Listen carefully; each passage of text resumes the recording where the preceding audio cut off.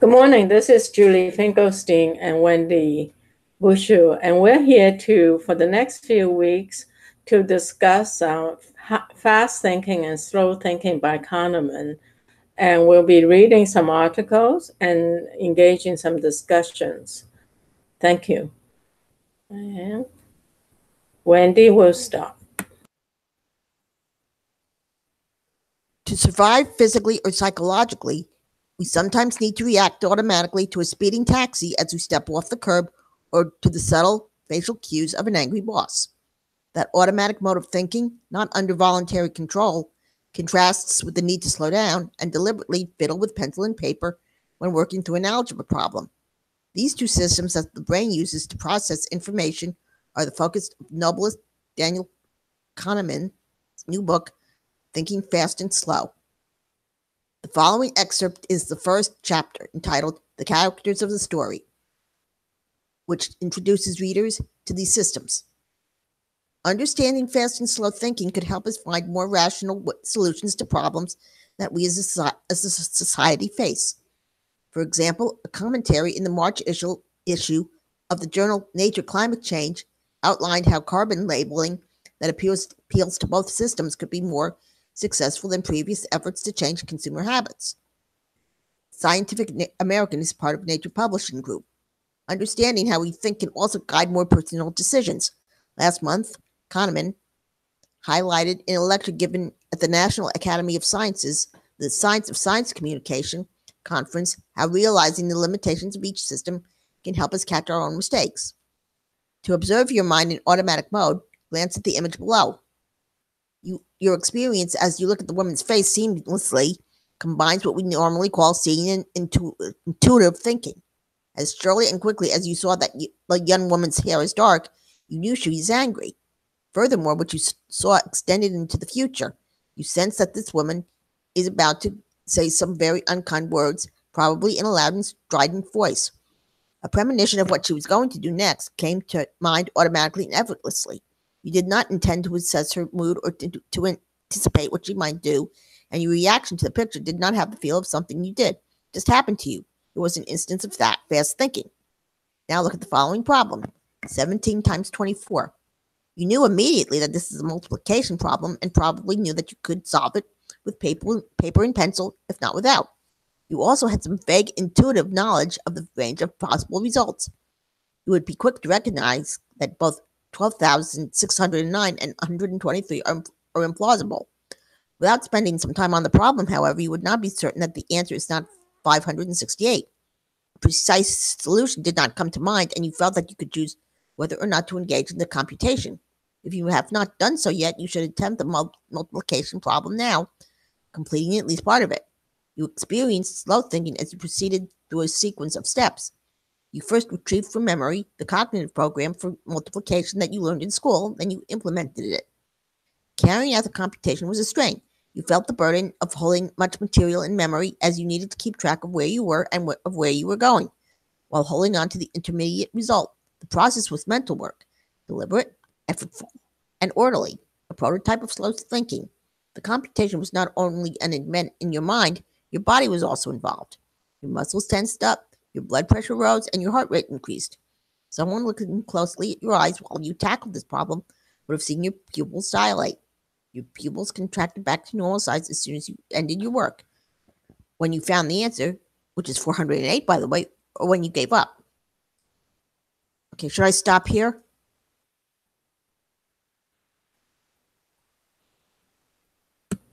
Sorry, I was muted. You can stop here if you like. I'll read some, and then maybe you'd like to read some more. How's that? Or I could just... Yeah, keep on reading if you like, whoever you like. All right. I'll read this next section. Two systems. Psychologists have been intensely interested for several decades in the two modes of thinking evoked by the picture of the angry woman and by the multiplication problem, and have offered many labels for them. I adopt terms originally proposed by the psychologists Keith Stanovich and Richard West, and will refer to two systems in the mind, System 1 and System 2. System 1 operates automatically and quickly, with little or no effort and no sense of voluntary control. System 2 allocates attention to the effortful mental activities that demand it, including complex computations. The operations of System 2 are often associated with the subjective experience of agency, choice, and concentration. The labels of System 1 and System 2 are widely used in psychology, but I go further than most in this book, which you can read as a psychodrama with two characters. When we think of ourselves, we identify with System 2, the conscious reasoning self that has beliefs, makes choices, and decides what to think about and what to do. Although System 2 believes itself to be where the action is, the automatic System 1 is the hero of the book. I describe System 1 as effortlessly originating impressions and feelings that are the main sources of the explicit beliefs and deliberate choices of System 2. The automatic operations of System 1 generate surprisingly complex patterns of ideas, but only the slower System 2 can construct thoughts in an orderly series of steps. I also describe circumstances in which System 2 takes over, overruling the free-willing impulses and associations of System 1. You will be invited to think of the two systems as agents with their individual abilities, limitations, and functions. In rough order of complexity, here are some examples of the automatic activities that are attributed to System 1. Detect that one object is more distant than another, orient to the source of a sudden sound, complete the phrase, bread end, make a disgust face when shown a horrible picture, detect hostility in a voice, answer to 2 plus 2 equals, read words on large billboards, drive a car on an empty road, find a strong move in chess if you are a chess master, understand simple sentences, recognize that a meek and tidy soul with a passion for detail resembles an occupational stereotype. All these mental events belong with the angry woman. They occur automatically and require little or no effort. The capabilities of System 1 include innate skills that we share with other animals. We are born prepared to perceive the world around us, recognize objects, orient attention, avoid losses, and fear spiders. Other mental activities become fast and automatic through prolonged practice. System 1 has learned associations between ideas. The capital of France. It has also learned skills such as reading and understanding nuances of social situations. Some skills, such as finding strong chess moves, are acquired only by specialized experts. Others are widely shared.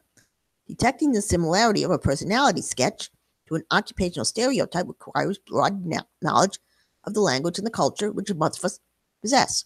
The knowledge is stored in memory and accessed without intention and without effort. Several of the mental actions in the list are completely involuntary. You cannot refrain from understanding simple sentences in your own language or from orienting to a loud, unexpected sound, nor can you prevent yourself from knowing that 2 plus 2 equals 4 or from thinking of Paris when the capital of France is mentioned. Other activities, such as chewing, are susceptible to voluntary control but normally run on automatic pilot. The control of attention is shared by the two systems. Orienting to a loud sound is normally an involuntary operation of System 1, which immediately mobilizes the voluntary attention of System 2. You may be able to resist turning towards the source of a loud and offensive comment at a crowded party, but even if your head does not move, your attention is initially directed to it, at least for a while. However, attention can be moved away from an unwanted focus, primarily by focusing intently on another target. Highly diverse operations of System 2 have one feature in common. They require attention and are disrupted when attention is drawn away. Here are some examples. Race for the starter gun in a race. Focus attention on the clowns in the circus. Focus on the voice of a particular person in a crowded and noisy room. Look for a woman with white hair. Search memory to identify a surprising sound.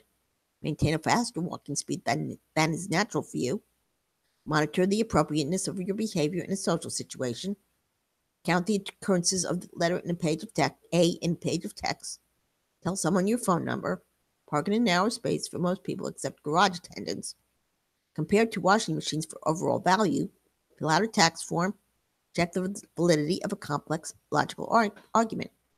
In all these situations, you must pay attention and you will perform less well or not at all if you are not ready or if your attention is directed inappropriately. System 2 has some ability to change the way System 1 works by programming the normally automatic functions of attention and memory. When waiting for a relative at a busy train station, for example, you can set yourself at will to look for a white-haired woman or a bearded man and thereby increase the likelihood of detecting your relative from a distance. You can set your memory the search for capital cities that start with N, or for French existentialist novels. And when you rent a car at London's Heathrow Airport, the attendant will probably remind you that we drive on the left side of the road over here. In all these cases, you are asked to do something that does not come naturally, and you will find that the consistent maintenance of a set requires continuous exertion of at least some effort. The often used phrase, pay attention, is apt. You dispose of a limited budget of attention that you can allocate to activities, and if you try to go beyond your budget, you will fail.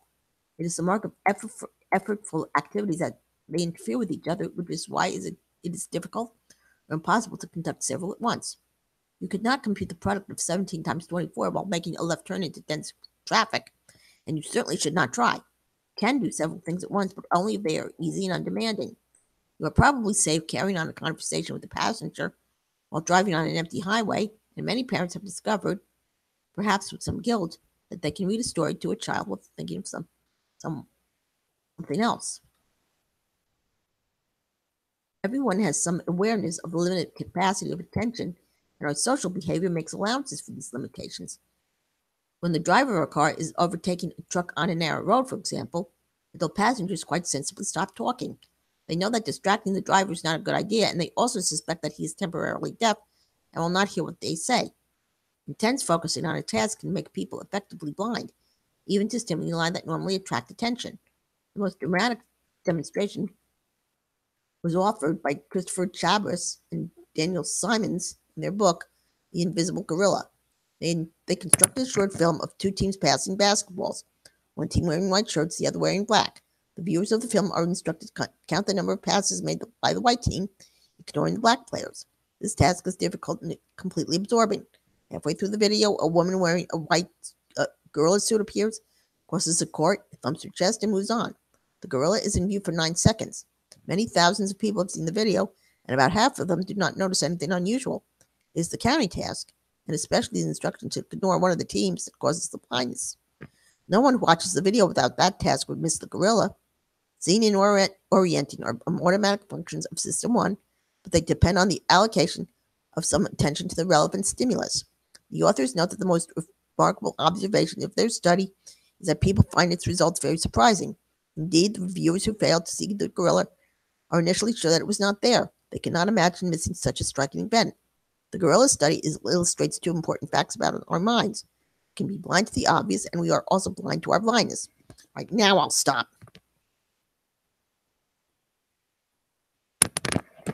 Okay, thanks. So, Scientific America's article on Thinking Fast and Thinking Slow. Plot synopsis.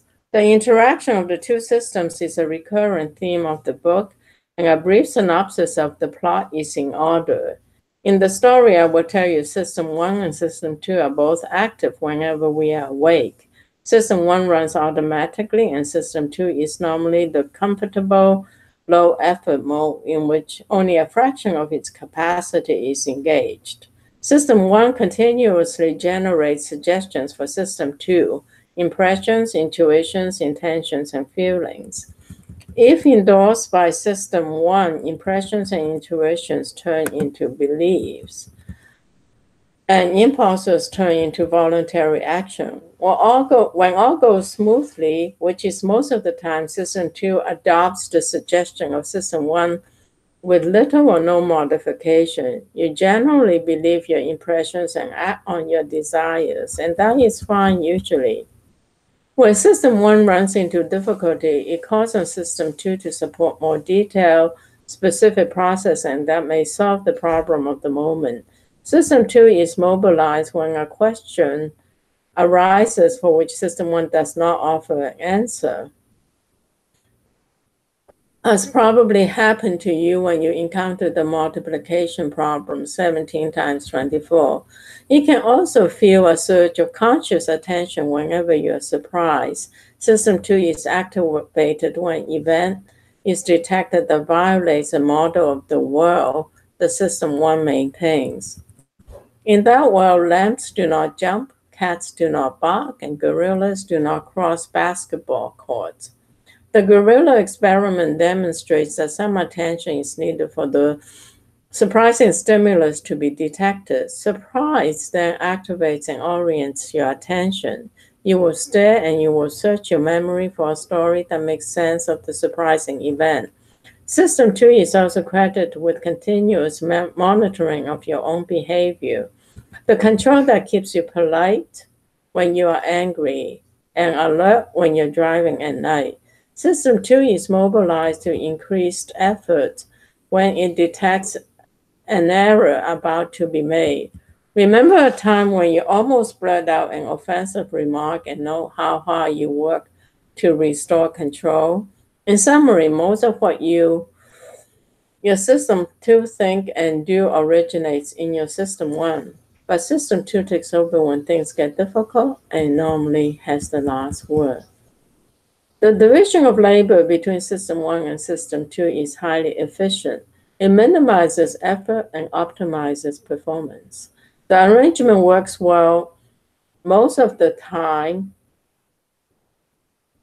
because system 1 is generally very good at what it does.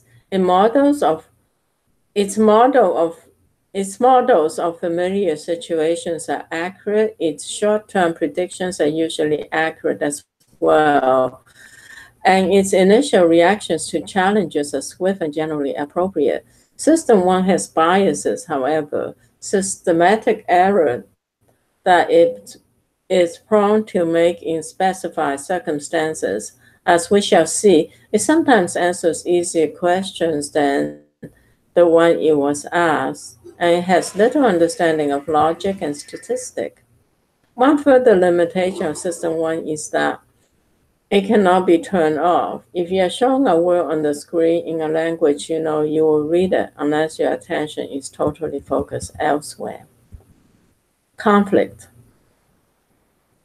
Figure 2 is a variant of a classic experiment that produces a conflict between two systems. You should try this exercise before reading on. You were almost certainly successful in saying the correct words in both tasks, and you surely discovered that some of each task were much easier than others. When you identify upper and lower case and left-hand column was easy and the right-hand column caused you to slow down and perhaps to stammer and to stumble. And when you named the position of the words, the left-hand column was difficult and the right-hand column was much easier. These tasks engage System 2 because saying upper, lower, or right and left is not what you routinely do when you look down a column of words. One of the things you did to set yourself for the task was to program your memory so that random words, upper and lower for the first task, were on the tip of your tongue. The prioritizing of the chosen words is effective, and mild temptation to read other words was fairly easy to resist when you went through the first column. But the second column was different because it contained words for which you were set, and you cannot ignore them. You were mostly able to respond correctly, but overcoming the competing response was a strain and it slowed you down. You experience a conflict between a task that you intended to carry out and an automatic response that interfered with it. Conflict between automatic reaction and intention to control is common in our lives. We are familiar with experiences of trying not to stare at the oddly dressed couple at the neighboring table in the restaurant. We also know that it is like what it is like to force our attention on a boring book, and when we constantly find ourselves returning to the point at which reading lost its meaning.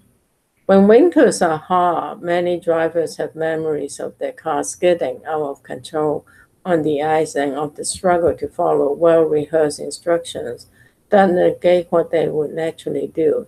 Steer into the skid. Whatever you do, do not touch the brakes. And every human being has had the experience of not telling someone to go to hell. One of the tasks of System 2 is to overcome the impulses of System 1. In other words, System 2 is in charge of self-control. Okay, I'll read this section. The next section, illusions. To appreciate the autonomy of System 1 as well as the distinction between impressions and beliefs, Take a look at figure 3. The picture is unremarkable. Two horizontal lines of different lengths with fins appended, pointing in different directions. The bottom line is obviously longer than the one above it. That is what we all see, and we naturally believe what we see. If you have already encountered this image, however, you recognize it as the famous Müller-Lyer illusion. And you can easily confirm by measuring them with a ruler. The horizontal lines are in fact identical in length. Now that you've measured the lines, you, your system 2, the conscious being you call I, have a new belief. You know that lines are equally long, and if asked their length, you will say what you know. But you still see the bottom line as longer. You have chosen to believe the measurements, but you cannot prevent system 1 from doing its thing. You cannot decide to see the lines as equal. And although you know they are, to resist the illusion, there's only one thing you can do. You must learn to mistrust your impression of the lengths of lines where fins are attached to them. To implement this rule, you must be able to recognize the illusory pattern and recall what you know about it. If you can do this, you'll never again be fooled by the Müller-Lyer illusion, but you will still see one line as longer than the other. Not all illusions are visual. These are illusions of thought. There are illusions of thought, which we call cognitive illusions. As a graduate student, I attended some courses on the art and science of psychotherapy. During one of these lectures, our teacher is imparted a morsel of clinical wisdom. This is what he told us. You will from time to time meet a patient who shares a disturbing tale of multiple mistakes in his previous treatment. He has been seen by several clinicians and they all failed him. The patient can lucidly describe how his therapist misunderstood him, but he has quickly perceived that you're different. You share the feelings and are convinced that you understand him and will be able to help. At this point, my teacher raised his voice and he said, "Do not think of taking on this patient. Throw him out of the office. He is most likely a psychopath. You will not be able to help him." Many years later, I learned that the teacher had warned us against psychopathic charm, and the leading authority in the study of psychopathy confirmed that the teacher's advice was sound. The analogy of Müller-Lyer illusion is close. When we were being taught was not how to feel about the patient, our teacher took it for granted that the sympathy we will feel for the patient will not be under our control. It will arise from system 1. Furthermore, when we were not being taught to be generally suspicious our feelings about patients, we were told that a strong attraction to a patient with a repeated history of failed treatment is a danger sign, like the fins on the parallel line. Excuse me. It is an illusion, a cognitive illusion, and I, System 2, was taught how to recognize it and advised not to believe it. Let's see. Okay, I'll just finish this last paragraph. The question that is most often asked about cognitive illusion is whether they can be overcome. The message of this example is not encouraging. Because System 1 operates automatically and cannot be turned off at will, errors of intuitive thought are often difficult to prevent. Biases cannot always be avoided because System 2 may have no clue to the error. Even when cues to likely errors are available, errors can be prevented only by enhanced monitoring and effortful activity of System 2. As a way to live your life, however, continuous vigilance is not necessarily good, and it is certainly impractical. Constantly questioning our own thinking will be impossibly tedious, and System 2 is much too slow and inefficient to serve as substitute for System 1 in making routine decisions. The best we can do is a compromise Learn to recognize situations in which mistakes are likely and try harder to avoid significant mistakes when the stakes are high. The premise of this book is that it is easier to recognize other people's mistakes than our own. I think I can stop here and we can spend a little time discussing. What do you think? Let's see. Oh, there's only one more. Oh, there's only one more section? Yeah. Okay. Do you feel like reading or do you want me to read? I'll take it from here. Okay, great. Useful fictions. You have been invited to think of the two systems as agents within the mind, with their excuse me, excuse me, with their individual personalities, abilities, and limitations. I will often use sentences in which the systems are the subjects, such as System 2 calculates products. The use of such language is considered a sin in the professional circles in which I travel because it seems to explain the thoughts and actions of a person by the thoughts and actions of little people inside the person's head. Grammatically, the sentence about System 2 is similar to the butler steals the petty cash. My colleagues would point out that the butler's action actually explains the disappearance of the cash, and they rightly question whether the sentence about System 2 explains how products are calculated. My answer is that the brief active sentence that attributes calculation to System 2 is intended as a description, not an explanation. It is meaningful only because of what you already know about System 2. It is shorthand for the following. Mental arithmetic is a voluntary activity that requires effort, should not be performed while making a left turn, and is associated with dilated pupils and an accelerated heart rate. Similarly, the statement that highway driving under routine conditions left to System 1 means that steering the car around a bend is automatic and almost effortless. It also implies that an experienced driver can drive on an empty highway while conducting a conversation. Finally, System 2 prevented James from reacting foolishly to the insult means that James would have been more aggressive in his response if his capacity for effortful control had been disrupted. For example, if he had been drunk. System 1 and System 2 are so central to the story I tell in this book that I must make it absolutely clear that they are fictitious characters. Systems 1 and 2 are not systems in the standard sense of entities with interacting aspects or parts, and there is no one part of the brain that either of the systems would call home. You may well ask, what is the point of introducing fictitious characters with ugly names into a serious book? The answer is that the characters are useful because of some quirks of our minds, yours and mine. A sentence is understood more easily if it describes what an agent, System 2, does than if it describes what something is, what properties it has. In other words, System 2 is a better subject for a sentence than mental arithmetic. The mind, especially System 1, appears to have a special aptitude for the construction and interpretation of stories about active agents who have personalities, habits, and abilities. You quickly formed a bad opinion of the thieving butler. You expect more bad behavior from him, and you will remember him for a while. This is also my hope for the language of systems. Why call them System 1 and System 2 rather than the more descriptive automatic system and effortful system? The reason is simple. Automatic systems takes longer to say than System 1, and therefore takes more space in your working memory. This matters because anything that occupies your working memory reduces your ability to think. You should treat System 1 and System 2 as nicknames like Bob and Joe, identifying characters that you will get to know over the course of this book. The fictitious systems make it easier for me to think about judgment and choice, and will make it easier for you to understand what I say. Speaking of System 1 and System 2, he had an impression, but some of his impressions are illusions. This was a pure System 1 response. She reacted to the threat before she recognized it. This is your System 1 talking. Slow down and let your System 2 take control. That's it. Great, thank you.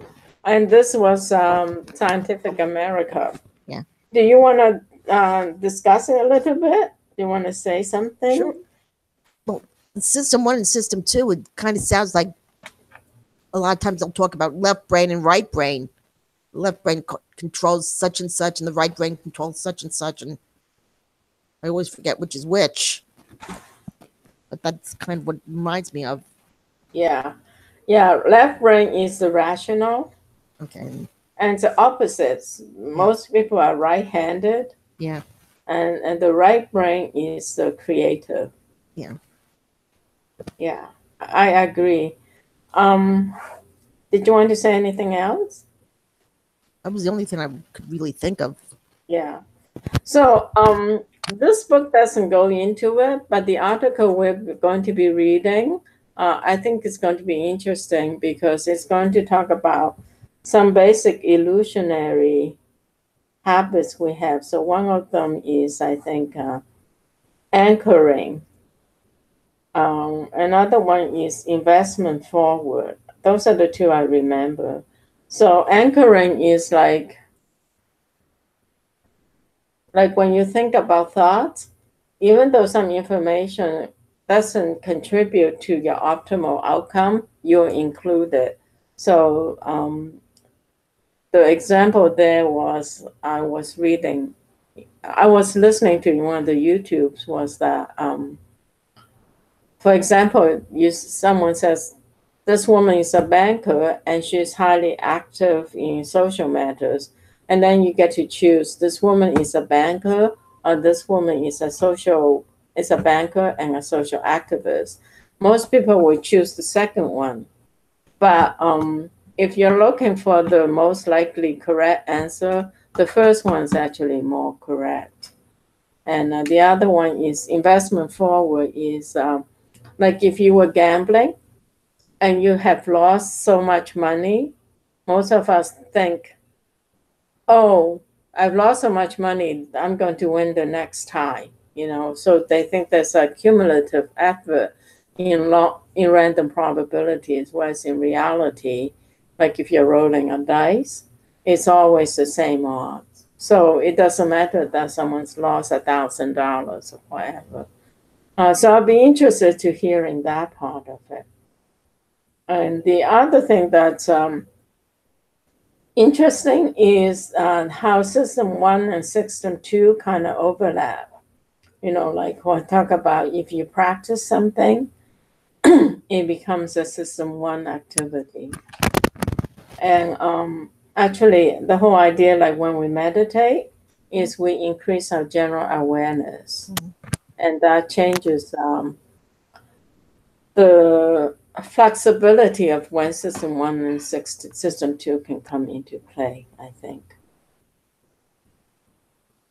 So I thought that was a cool article. What did you think? I like it. Great. Yeah, me too. Okay, let's go on to commitments then. You want to do that? Yep. Okay, you want to go first? Sure. Well, let's see. It's gonna be just the usual now. That my sister's that I've seen my sister. Mm-hmm. That's back to normal. So it's just gonna be the reading and studying and research and yoga and exercise. I don't think we're doing anything for 4th of July. That was really the picnic we had Oh, a couple of weeks ago was kind of Memorial Day and 4th of July put together. So we're not and Labor Day, so we're not doing anything. Although I know they have fireworks out in the back of the building. oh, that would be fun. So I'll probably try to watch that. And Great. and then we're having coffee on Monday, coloring. So we'll be doing that. And that's it. Oh, sounds good. Oh, and then will you send us a link on how to register Oh, okay. for the Science of Happiness? Oh, yeah. Okay. Oh, yeah. Right. Okay. Yeah. It's in Coursera, right? That's the one? Yeah. Okay, great. That'd be great. Thanks. Okay, so me, I've been really lazy this week, but I'm going to try to call some friends I need to stay in touch with. I'm going to continue my exercise, whether it's cardio, pickleball, or stretch.